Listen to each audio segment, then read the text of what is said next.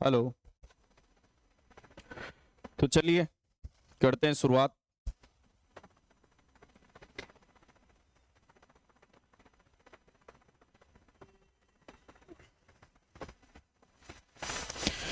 Hello नमस्कार, स्वागत करते हैं आपका अपने YouTube channel dear page physics में।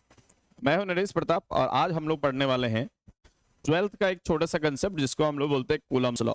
सबसे पहले मैं आपको बता दूं कि कूलम्स ने दो चार्ज के बीच लगने वाले फोर्स को निकाला था, लेकिन उन्होंने ये बात बहुत बारीकी से कहा कि जब तक ये दोनों चार्ज पॉइंट चार्ज नहीं होगा तब तक हमारा ये जो लॉ है ये वैलिड नहीं होगा। मतलब कूलम्स लॉ सिर्फ और सिर्फ पॉइंट चार्ज के लिए वैलिड होगा। तो इन्होंने बोला क्या है, थोड़ा सा देखते आइए। इन्होंने सबसे पहले क्या बोला कि जैसे मान लो यहाँ पे एक चार्ज है Q1 और यहाँ पे दूसरा चार्ज है Q2। तो दो चार्जेज है सर, दोनों के बीच का सेपरेशन या दोनों के बीच की दूरी कितनी है? दोनों के बीच की दूरी है r। अब इस दोनों चार्ज को इन्होंने एक वैक्यूम में रख दिया। वैक्यूम में रख दिया या किसी एक ऐसे जगह पे रख दिया जहां पे कोई भी मीडियम प्रेजेंट नहीं है, जहां तक एयर भी नहीं। तो इस केस में यदि हम आपसे बात करें तो इस केस में इन्होंने क्या बोला कि दो चार्ज के बीच लगने वाला एक फोर्स होता है, क्योंकि आपने देखा था प्रॉपर्टीज ऑफ चार्ज में कि जब हम दो चार्ज को आसपास में रखते थे तो या तो उस दोनों पे रिपल्सन या दोनों पे अट्रैक्शन का फोर्स लगता है। ये इस बात पर डिपेंड करता है कि दोनों का नेचर क्या है। यदि दोनों चार्ज का नेचर सेम होगा तो लगने वाला फोर्स रिपल्सन का होगा, और यदि दोनों चार्ज का नेचर अपोजिट होगा तो लगने वाला फोर्स अट्रैक्शन का होगा। तो ये बात तो समझ में आए हमको कि फोर्स लगेगा दो चार्जेस पे, पर कितना लगेगा ये बात तो मालूम नहीं था। तो इस लगने वाले फोर्स का मैग्नीट्यूड किसने बताया? इस लगने वाले फोर्स का मैग्नीट्यूड बताया कूलम्स ने। इसलिए हम लोग यहाँ पे पढ़ते हैं इसको कूलम्स लॉ में। और कूलम्स का जो नियम है इसको थोड़ा सा देखते हैं हम लोग। कूलम का नियम इसको हिंदी में बोलते हैं और यही कहलाता है कूलम्स लॉ। क्या कहलाता है बताइए? Coulomb's law. कूलम्स लॉ क्या नियम है?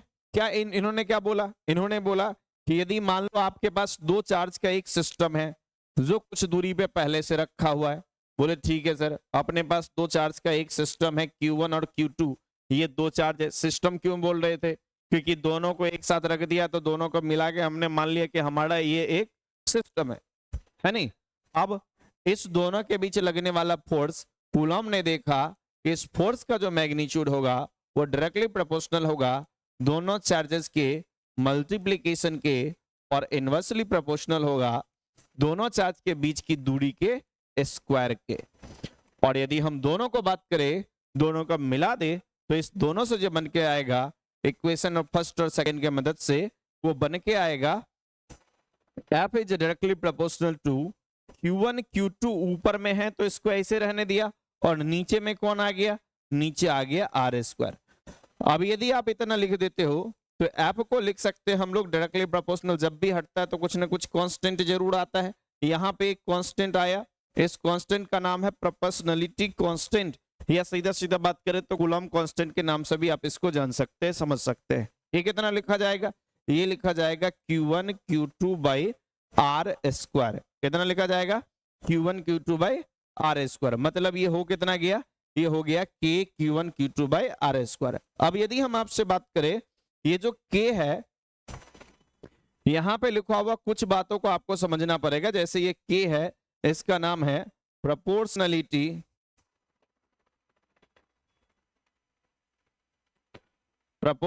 कांस्टेंट, और दूसरा नंबर Q1 Q2 यहां पे चार्जेज है, आर यहां पे या तो सेपरेशन बोल दीजिए या नहीं तो बोल दीजिए डिस्टेंस बिटवीन चार्जेस, है नहीं ये। तो यदि हम देखें तो लगने वाला फोर्स कितना हो गया? K Q1 Q2 by r square. कितना हो गया बोलिए? K Q1 Q2 by r square. तो इसीलिए हम लोग इसको तरीके से थोड़ा सा लिख देते हैं कि इसने जो बोला था इस बात को थोड़ा सा हम तरीके से लिख देते हैं कि है क्या। तो इसको लिखे according to Coulomb's law,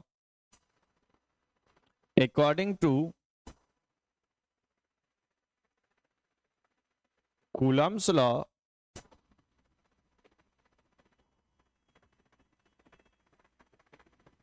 law, the magnitude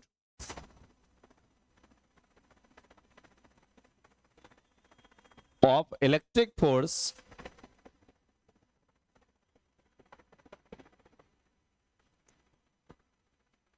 between 2-point charges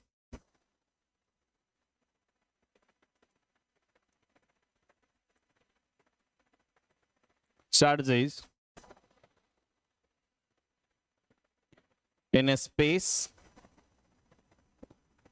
is directly proportional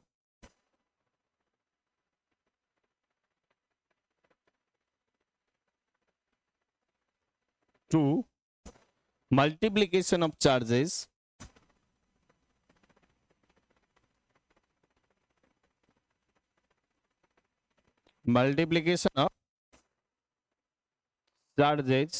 and inversely proportional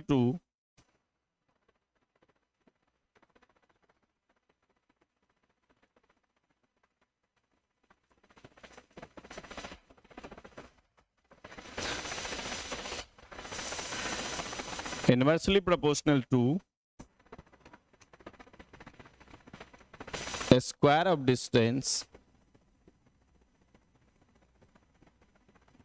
between them. तो मतलब इन्होंने क्या बोला कि दो चार्ज के बीच की लगने वाली फोर्स जो है वो हमेशा उसके मल्टीप्लिकेशन के मैग्नीट्यूड मतलब उसके चार्ज के मैग्नीट्यूड के मल्टीप्लिकेशन पे डायरेक्टली प्रोपोर्शनल करेगा, जबकि इनवर्सली प्रोपोर्शनल होगा दोनों चार्ज के बीच की दूरी के स्क्वायर के, है नहीं। तो इसको हमने तरीके से लिख दिया। और यदि आप लोग 12th क्लास में हो तो इसको थोड़ा सा सही से लिख डालो और इस पर डबल स्टार लगा के इसको जितना जल्दी हो सकता है याद कर लेना, क्योंकि बोर्ड एग्जाम में इसका बड़ा इंपॉर्टेंस होता है। ये कई बार पूछा गया है, ये ध्यान में रखने वाली बात।